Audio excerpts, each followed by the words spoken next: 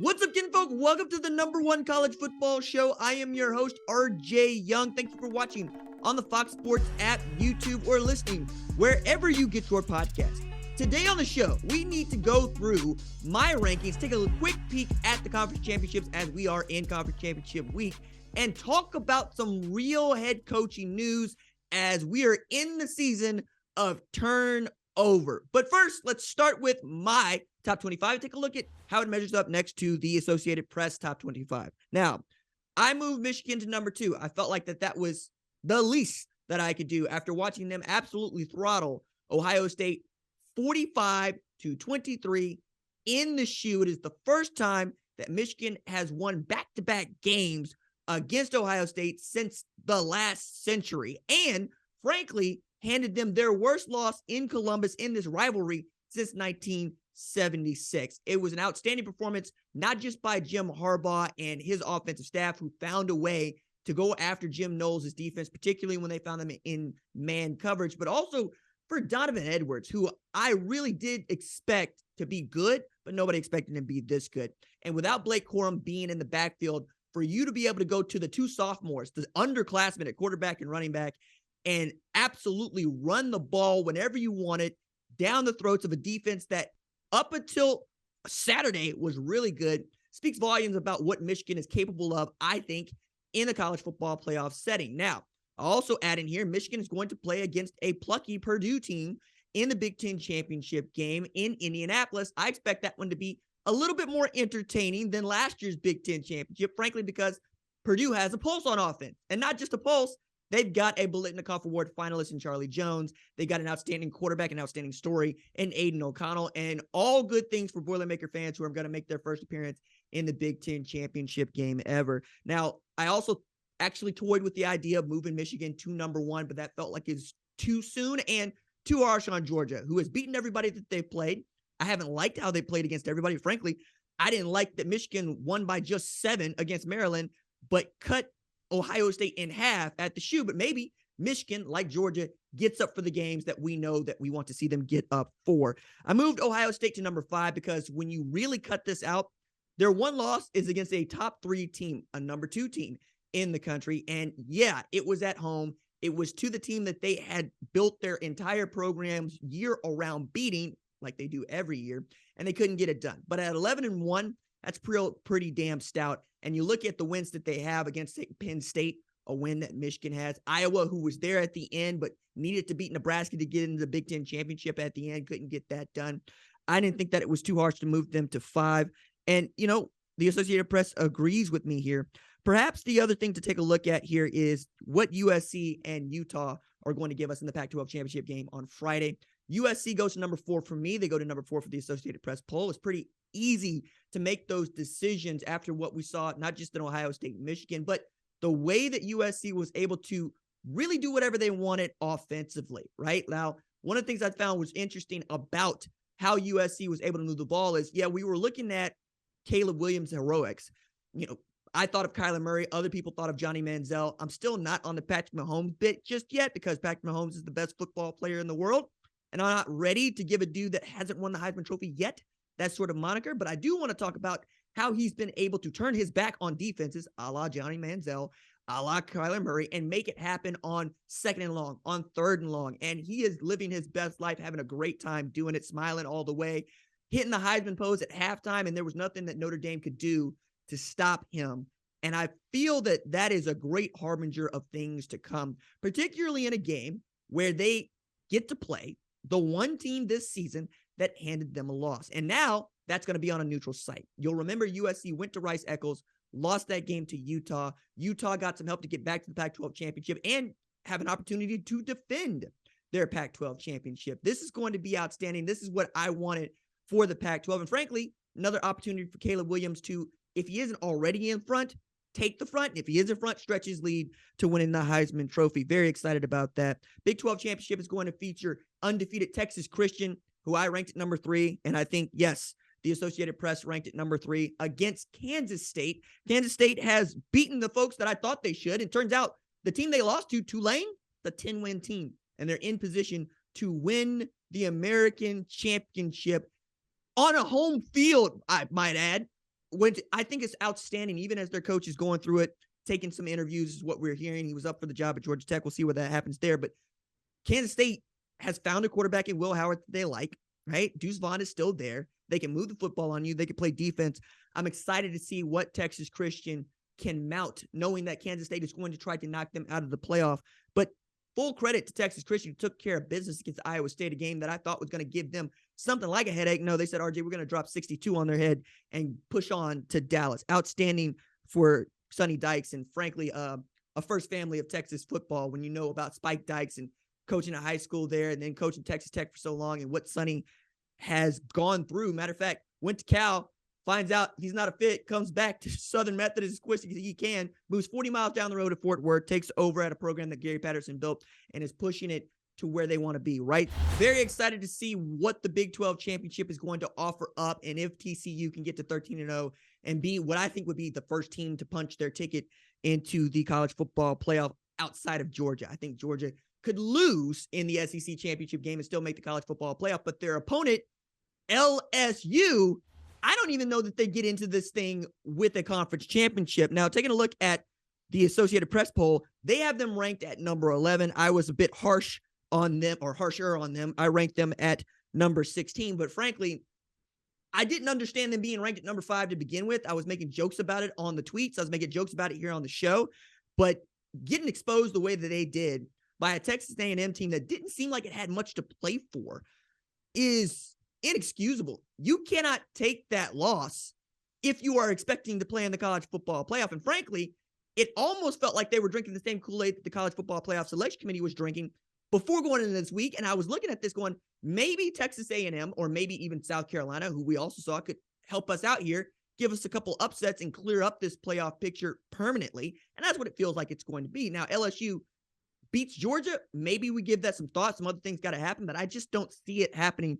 It would be really interesting to have a discussion with the selection committee and frankly, Gary Barta, he's last year, Boo Corrigan, about just what they would do if LSU was able to win that. But let's not put the cart before the horse there. LSU's got to go and win an SEC championship before we can even discuss them getting into the college football playoff. All right, I'm going to get off the rankings now and move into the news, which is moving hour by hour, day by day. We've seen coaching hires all over the map here in this final week ending of regular season football. And at the top of the list for us is Wisconsin hiring Luke Fickell away from Cincinnati. And I think that's an outstanding fit. It is a man who played in the Big Ten, coached in the Big Ten, has ties to Ohio State, understands what the brand does, and understands what Wisconsin was capable of when Wisconsin was humming right along. He also has a defensive background. That's what they want to do. They want to be able to run the ball and play defense. I think he can recruit the area well. I'm really going to see if he can hold on to Braylon Allen. That would be job number 1 for any guy that not named Jim Leonhard coming into that job. And I'm just going to say I feel bad for Jim Leonhard on this. It felt like it was his to lose, and he lost it, right? We'll see what happens. Maybe they just flip-flop. Maybe Jim Leonhard becomes the head coach at Cincinnati, and Luke Fickell gets things going in the way that he wants at Wisconsin. But it's a home run hire, and it mostly makes the Big Ten an even more stacked conference, because that's a great way for me to lead into, yeah, we got to talk about Matt Rhule taking the job at Nebraska, something we haven't been able to do on this show. I did not believe Matt Rhule would get off of his couch where he makes $40 million for sitting there and wearing out the cushions to go coach football, let alone at Nebraska. And that's not a dig at Nebraska, because you have the assets there to be great. We just haven't had a coach in some time be able to put those assets together and make you great. It is to say it's a job. It's hard damn work trying to make a bad football program into a good football program. But if there is a change agent in college football, it is Matt Rhule. What he did at Temple cannot be overlooked. What he did at Baylor made his name. He took that program from not just being bad at football, but its reputation was bad in the sport and bad in sports, and flipped that into the kind of place that people want to go to school. People want to send their kids to school, and then took this job at Carolina. Didn't go the way that he wanted to go, but he's going to make $40 million to not coach football for 2 years, only to find out a couple months later, yeah, he's going to be coaching football again and in the Big Ten. I was going down the list, man. It's going to be stacked here by 2024. Think about it. You're going to have ostensibly Ryan Day, Jim Harbaugh, at the top of the list for Michigan and Ohio State. But then if you want to just talk about adding Lincoln Riley, USC is one win away from playing in the college football playoff. UCLA won 9 games this year, and Chip Kelly doesn't seem like he wants to go anywhere. I go up and down this conference, and I'm going, yeah, that coach can coach. That coach can coach. All these dudes have what it takes to win the Big Ten championship, and that's really what excites me about a 16-team Big Ten conference. Everybody feels like they're in play, right? Now, you got to have to do some work at places like Rutgers or even Maryland, but everybody is in play. Nobody is a pushover anymore. And frankly, it's no longer Ohio State's conference. We learned that on Saturday. The defending Big Ten champions went into the shoe and handed the Buckeyes a terrible L, and that we haven't seen in years. I think the parity for this conference is returning in some way, and when how they ever get rid of divisions, then it's going to be a party.